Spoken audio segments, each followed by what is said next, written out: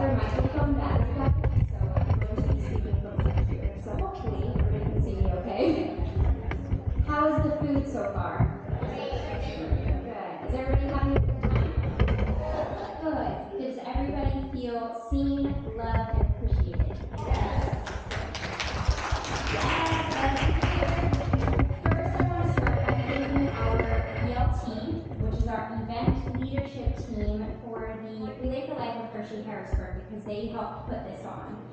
So today they helped come and decorate, they helped bring to life all of these beautiful memories of people, and this wonderful workstation of beautiful flowers that can be made, and our little bling station over there, and the games. So let's give them a big round of applause. Thank you guys.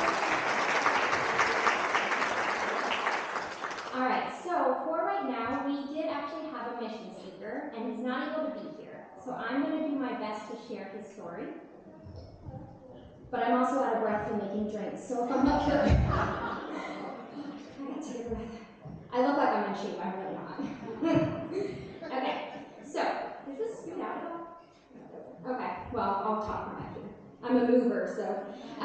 Okay, so I'm going to share a remarkable story about a person that I met several years ago, and he is now a young man. So, prior to, in a previous life, I used to run a program called Pennies for Patients. It was a school program where I would go in and I would teach children about blood cancer. I would teach them about their white blood cells, their red blood cells, and how those work together, what healthy blood is, what blood cancer is, in a kid-friendly way.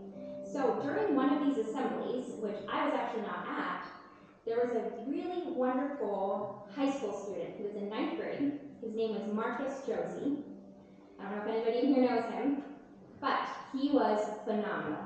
He had just learned on this very morning, this very important day, that he had just got a full ride scholarship to Harvard for football. And that's, I know, he had just opened that letter that morning. His parents were teachers. They were teachers at the same school that he was at. So during this whole process, he apparently applied for this this scholarship through his counselor and his parents who were teachers at the school. So they all found out that morning, they opened up that exciting news, and then right after that they had a Pennies for Patients assembly, which is, about talking about cancer. So while he's sitting in there, and he's a high school student not caring at all about what these people on the stage are talking about, he could care less. He just got into Harvard on a full ride scholarship. But while he was sitting there, listening, the person that was presenting was talking about the symptoms of having blood cancer.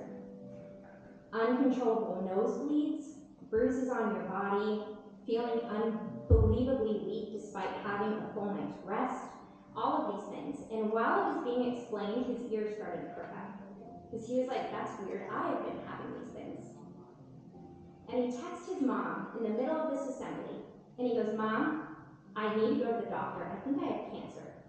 And she was like, I think you need to just take a second, this is probably just scaring you a little bit.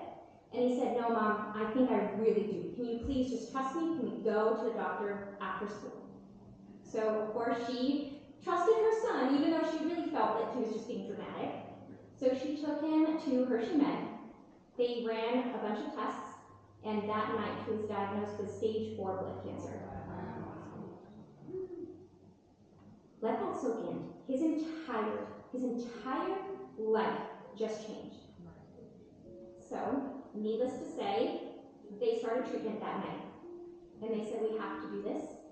I'm so sorry you're not going to get, and I might even choke up saying this, I'm so sorry you're not going to get to go to Harvard right now. You have to stay here, you have to get treatment, we have to get you better.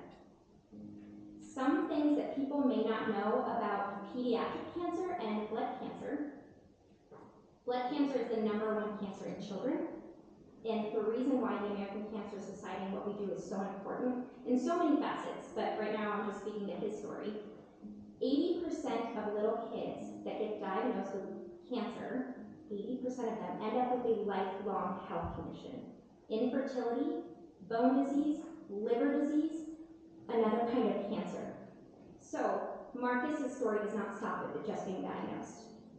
He unfortunately was lumped into that number of 80%. So when he got his treatment, his bones started to crumble. So even though he thought his dream of playing football and going to the NFL and going to Harvard were just delayed, they actually were destroyed. He was never, ever going to be able to play football again.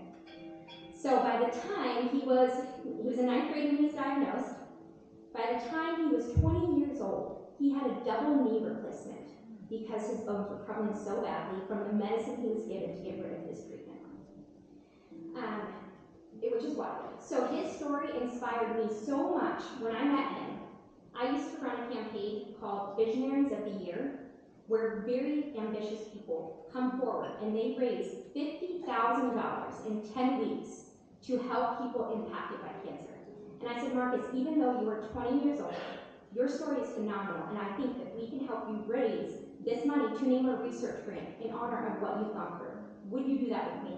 And he said yes. So he was one of the youngest people to raise $50,000 in 10 weeks and name a research grant to help fund other children so they would not have to go through this. Not only that, but he loved that experience so much, he changed his entire projection of life, and he ended up going to school to be a scientist to cure cancer. And he is now currently working in downtown Harrisburg, very locally. He stayed here, and he's trying to work here in our community to find the cure for cancer. And that's why he's really busy right now, so he could not make it tonight. And I was like, I will share your story, don't worry. And hopefully I did it justice. So, thank you. So, that was Mark's story. Thank you, and thank you guys so much again. I'm not really sure what the next step is, but thank you guys for listening, and I'll pass it back over to Suzanne.